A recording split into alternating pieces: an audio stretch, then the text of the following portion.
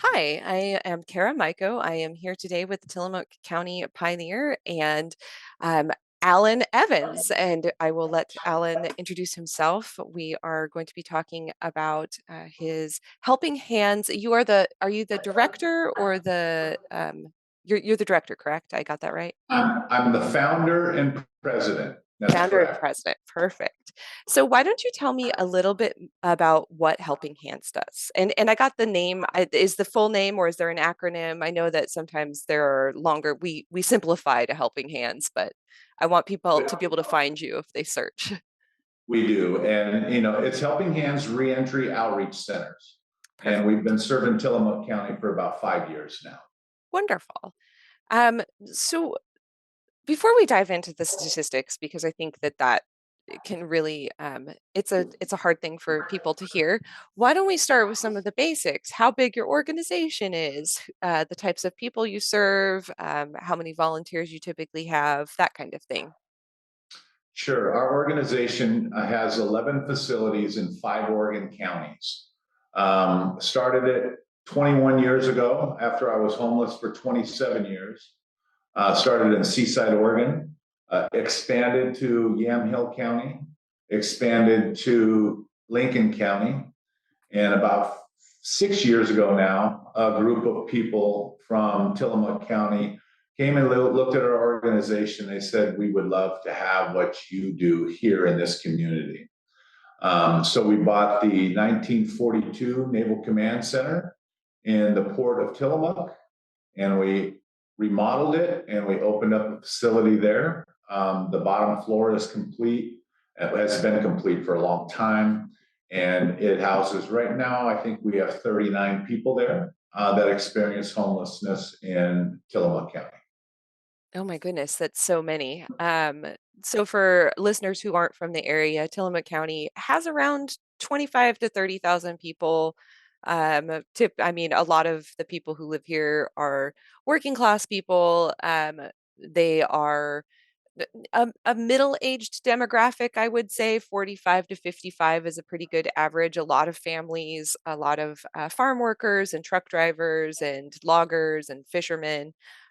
What do you see? What's the common factor in the demographic that you're serving at the facility? Um, you If know, there the is, fast, what's that? if there is a common factor, of course.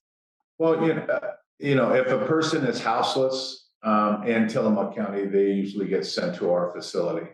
I would say what surprised everybody is that the fastest growing population in Tillamook County, as a matter of fact, in the state right now, is senior citizens of homeless, and then the second fastest is mothers with children. People historically think that our homeless and houseless are addicted and have mental health issues. And while part of that population is true, the face of homelessness changed about 2010, 2011. So it's not historically what we think.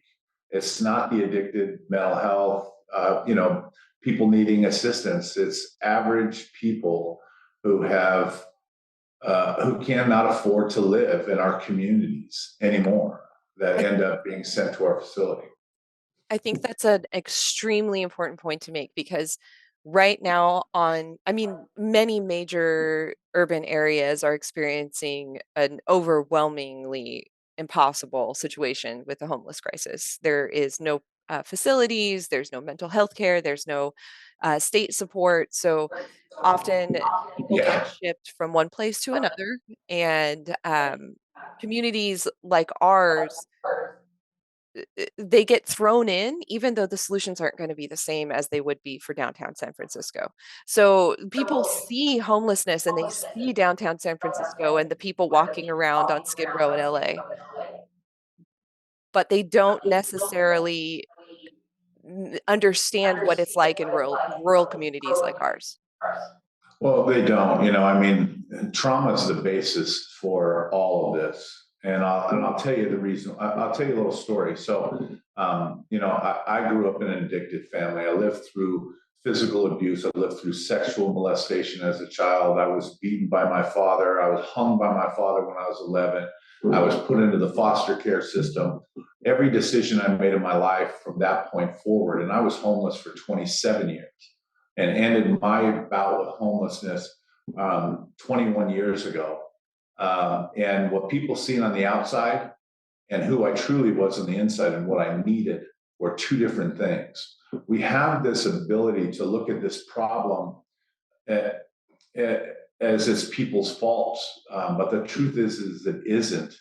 It's the lack of resources needed, and it's the way we gather the information from people that we need to change for our communities to truly make a difference. So people have a tendency to look at the problem, what they've seen in me when I was pushing a shopping cart down the street and I was panhandling and I was addicted to drugs, was that I was this drug addict. And the truth was that until my deeper needs were met, I couldn't change my life. It was impossible.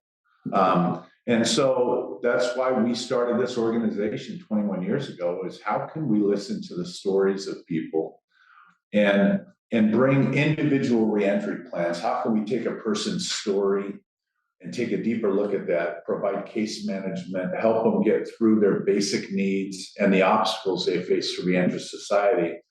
So when we have the ability to move people back into back into the community, they have all the resources they need to sustain. And that's kind of what we did and what we started quite some time ago. And now with the expansion of our new facility in Lincoln City and our new facility in Seaside, Oregon, it's going to be 618 beds a night that we provide services to. That's And incredible. the facility in Tillamook County has got a cool history, and we've been loving providing services in Tillamook County. But it comes with a cost, right?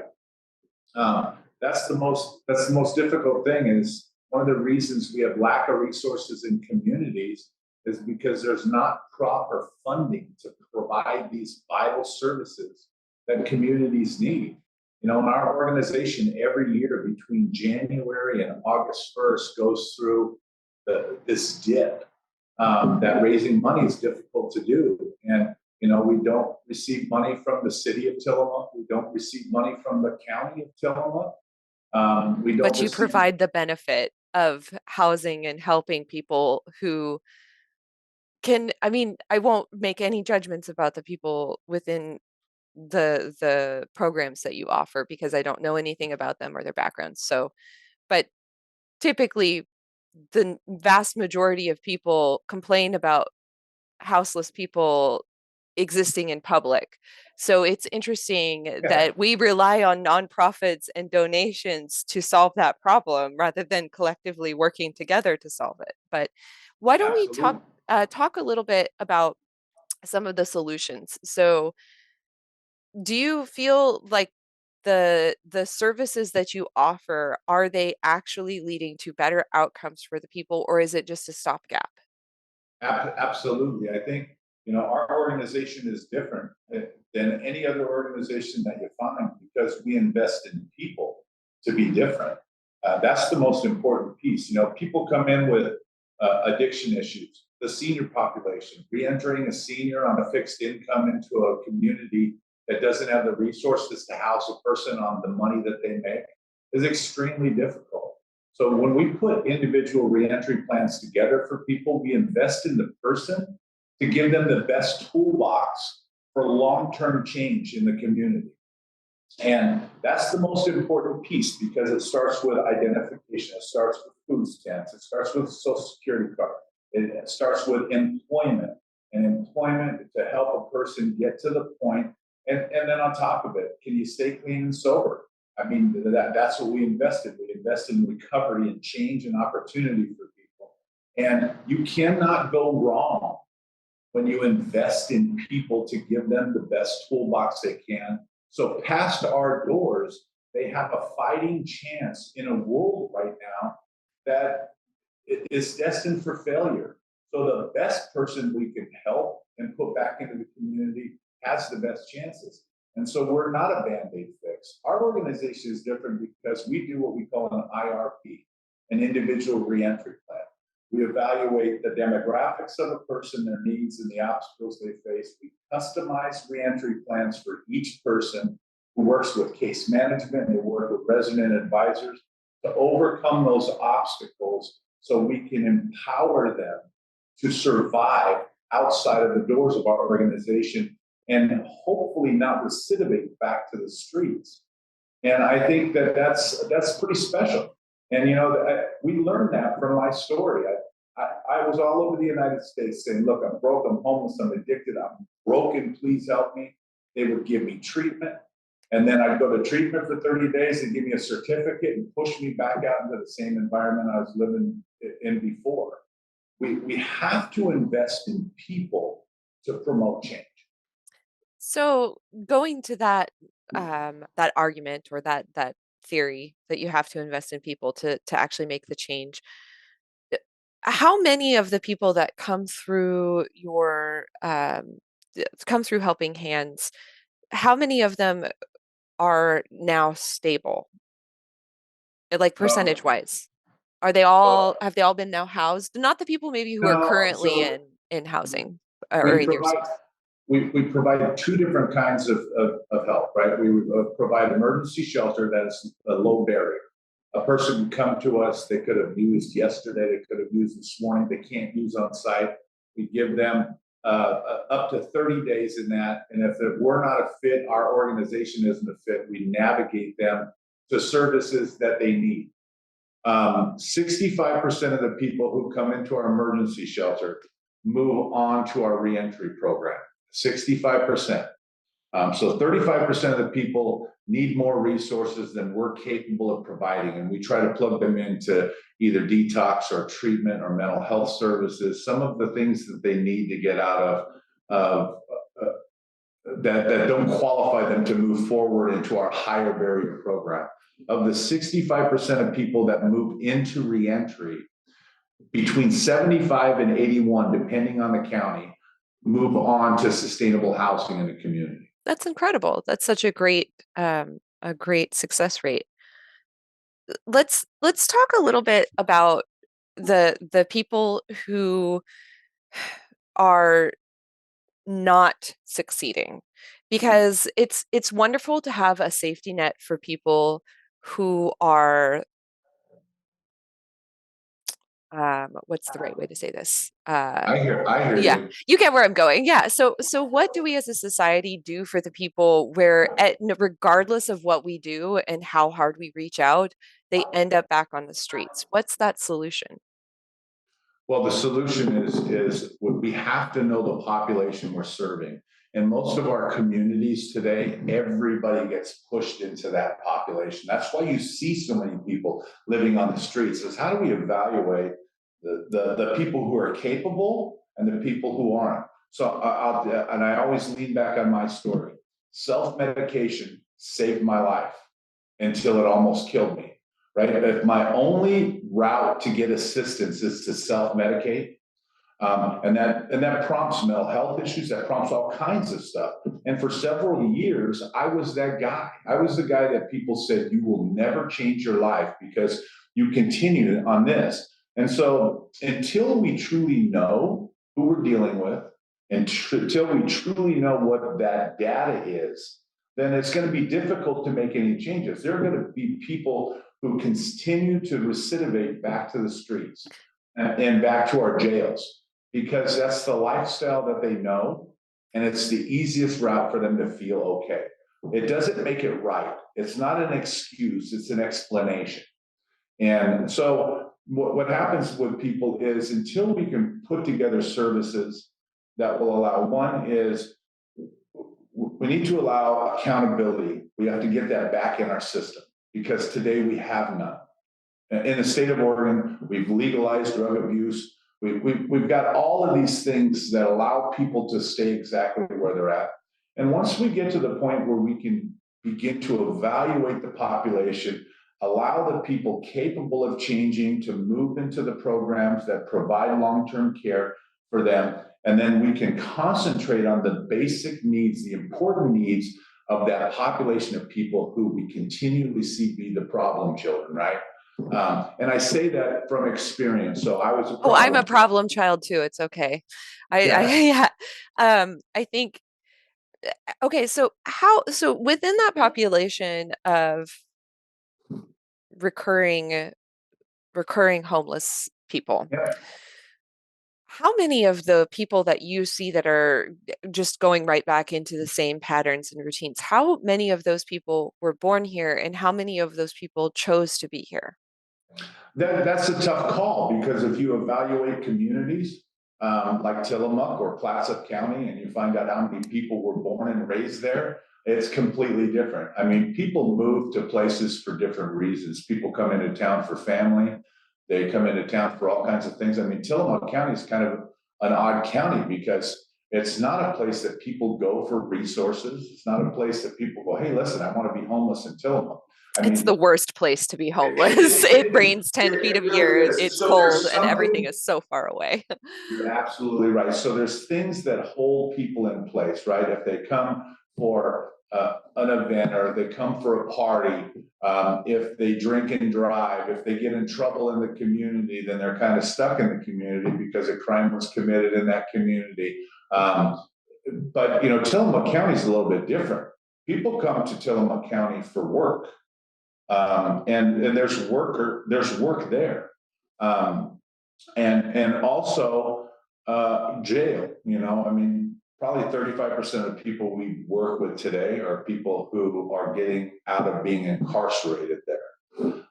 The senior population is the fastest growing population. They do have ties there.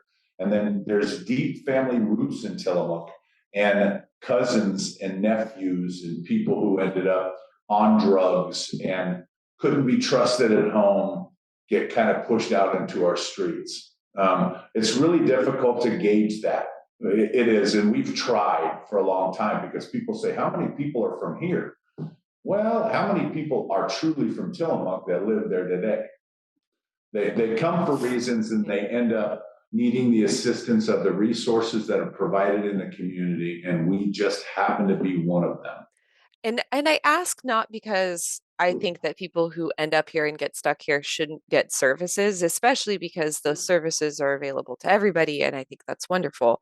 I ask more because I'm noticing more. I've lived here for 20 plus years, and I have grew up in Oregon, and I've traveled all over the United States, and within I've never seen a homeless person in Manzanita. I live in North County. I know it's a very bubbled area. I live on the Miami Foley, so it's a little different. But I'm Yeah. seeing people who are now homeless, living in the woods off Miami Foley, living off the woods in North Fork, living up the Trask. So, and I'm hearing people tell me that these are sons of Tillamook County residents, and I believe them because people know who they are. So it's like we have this one section of people who need mental health care services. They need another section of people who needs crisis intervention. But what are we doing to solve that other group of people who grew up in a place, did everything right, maybe aren't on drugs, and it's just really hard to live and housing's expensive, and now they're homeless? That is exactly what we have been trying to say for years, right? Is it's the most important thing is how can we provide care in a community that is safe for everybody, right? That comes with compassion and accountability. So our organization provides that right there, the safe place for people to come back to reenter. That is probably the most important thing that I've ever heard somebody say was exactly what you just said, Kara, because we've been saying that for quite some time, right? Is we have a tendency with the way we gather our data in our state and provide just low barrier services in places that people stay exactly where they're at for one, but that's also a dangerous element, right? Is what do you do with a mom with two kids or a senior citizen? Do you push them into that to receive that care because that's the only way funding comes into a community? We believe that a safe environment with compassion and accountability brings safety. And so that's why we provide our service the way we do. We don't provide it like most low barrier shelters. Because if there's no resources in something, it's an unsafe environment. So people in survival mode and families and people who grew up in the community, they can't live together. They can't, it just doesn't work. Right. Um, which makes sense. A lot of people just need a little space, and that's totally normal and fine. Absolutely. Privacy is a human right. So, one of the things that you touched on at the very beginning was the increasing rate of homelessness among the senior population. Can you talk a little bit about that? I have a hard time believing that's at all connected to drugs. Is that all the Oh, cost of it's housing? not. Yeah, it Yes. seems that seems pretty It's horrible. Like, can we just like I mean, I don't want to just derail the podcast into a bunch of doom statistics, but it's not. I mean, it's information is important. We have to truly understand what we're facing today. If a person with a small pension or a small monthly check that has had the ability when we had what we call affordable housing in a community, that was reachable. We see, or when we say we see the fastest growing population of seniors in the last 4 years, we've watched that increase by 19%. I mean, think about that. And that's devastating. And so when we have adult foster care can I facilities that ask a are, question? yeah, So the increase in senior homelessness started before COVID shutdowns and before the economy died. So what was driving that? Was it just the economy was bad for the last 10 it years and was, there's yeah, that well, housing is not available? yeah, and I'll give you an example. So back 21 years ago, you could get evicted from an apartment and go down the street and get another apartment. That was affordable because housing was that plentiful. When we had the crash in 2008, 2009, 2010, pretty soon housing prices started to rise and also apartment prices started to rise. So affordable housing became more expensive than people were capable of affording. All right. And there lies our bigger issue is now, I don't even know if you can truly say that we provide enough housing based off of the income of the people in our We communities. We don't. just, we We don't. don't. I Yeah. mean, a single mom with two kids would have to make $30 plus an hour to be able to provide for herself and two of her children. You take daycare, $3.50 an hour per child. We had a woman come into our facility, parked right in front of us in Tillamook. It was 3 years ago, and it was in June. She pulled up in front of the facility and she sat outside and she was crying.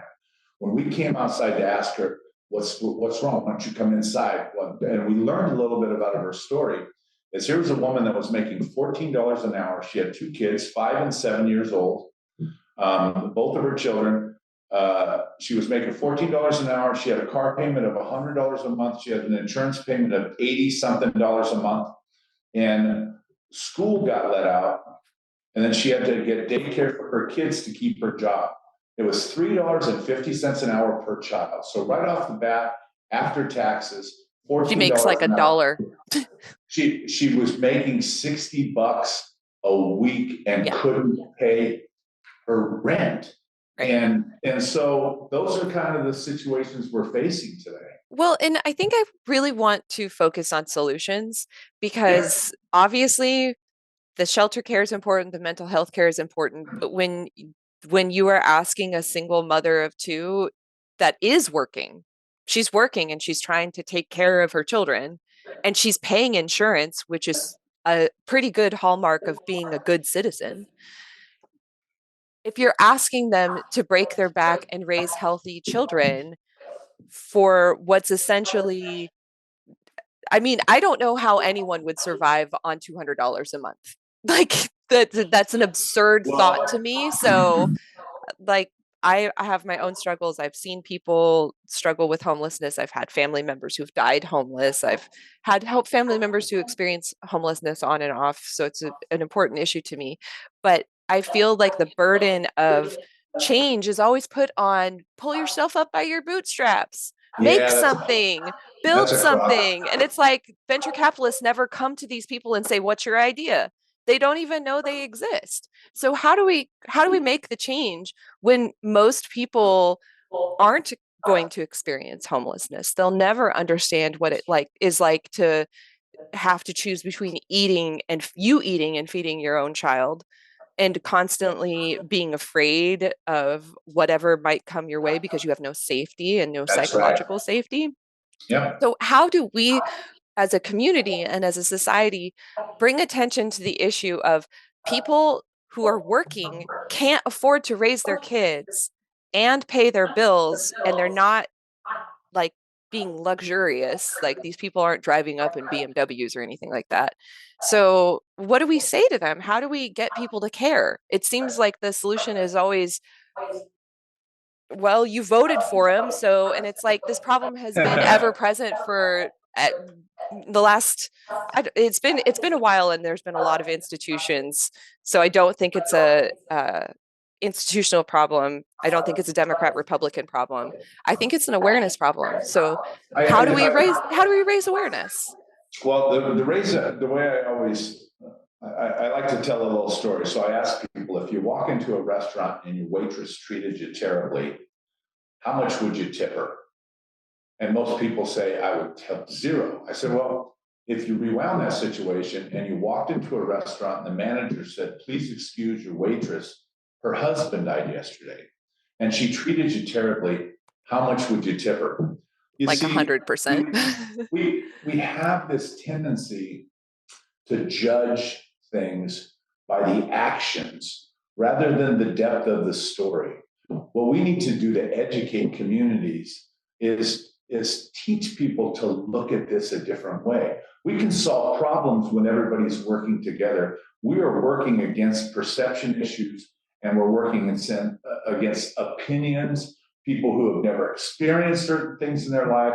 And we're trying to solve problems looking at this the wrong way, right? Yes. And so what we need to do is we need to get together and to truly educate people, because the people who have the microphones, who are helping promote the dysfunction, and I hate to say this, they're good people, right? But they see it differently than what reality is. Yeah, because they see it for a few minutes at a time. They don't They get do. down in the dirt and live it. That's And right. they've never Yeah. had like I mean truly a lot of very wealthy people like any and I'm a poor, so anybody making under $100,000 a year is I consider to be relatively average. Anybody over that I consider to be wealthy. I know that's a problematic statement, but whatever. So I mean most people, there are some people who make that amount of money that have experienced homelessness, that have experienced trauma, and they've overcome it. And then there are those who light homeless people on fire.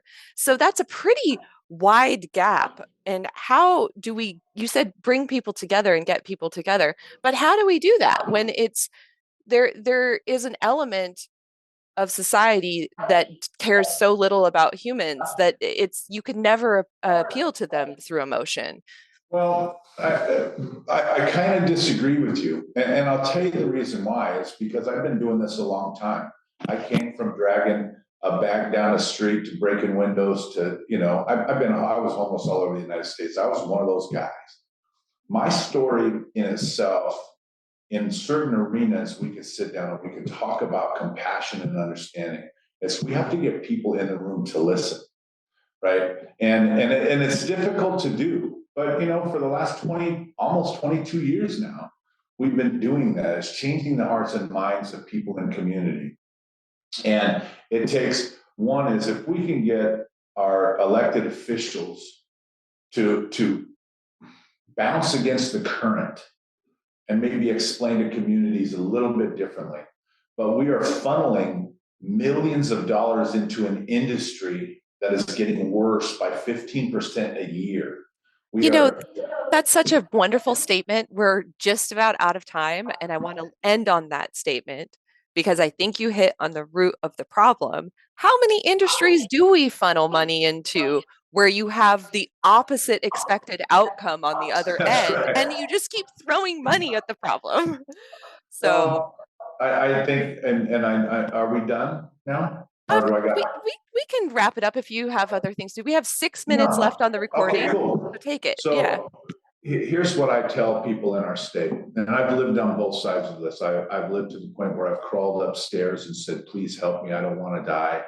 Um, and, and the one thing that I know about where we're at today, I'm a guy who, with 40 bucks in my pocket and a history of homelessness, started an organization and have convinced communities that investing in people is important, to the point where we are an 11 facility organization that serves 5 Oregon counties and provides beds for 618 people a night. So it is possible to promote change. The most important thing we want people to know is that change is possible.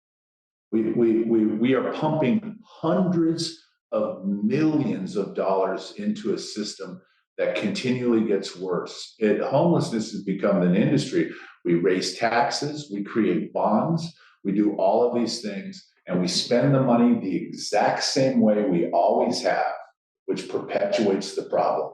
I mean, it's tough to hear, but it's the truth. And until we look at that system, we can't change anything. We have to really, we need to take our communities back, because we have to believe people are investable. We should invest in people in the community. And we really need to audit the system, because we're spending the money wrong. I love it. I absolutely love it. Thank you for saying that. So, why don't we leave it with this? If there is a call to action, anything that, any donations that you would like, what you need money for, tell people what you need, and then we'll say goodbye. Yeah, it takes $35 a day per person to live in our facilities. 35 bucks a day. That's with everything. We bring all the resources to the people, the assistant. In Tillamook County, we receive no state money, we receive no county money, we receive no city money. We cannot do what we do in that community without the help of the people there. Send some donations our way. We would love that. www.helpinghandsreentry.org, or give us a call, and we would glad to show you around and check out this historic building that's changing lives. Thank you. I will actually, I would love to come down when Valerie was first telling me about it, almost 10 years ago now. It was a while ago. It sounded incredible, so I would love to see what you guys have done. Yeah, Um, awesome. yeah. With that, I will say thank you to our listeners. I hope that you found it interesting and informative, and I hope that the sound quality was not so terrible with my awful microphone. But thank you for listening. This has been the Tillamook County Pioneer interviewing Alan Evans with the Helping Hands Reentry Program in Tillamook. All right, that's it. Cool, thanks. Yeah, absolutely.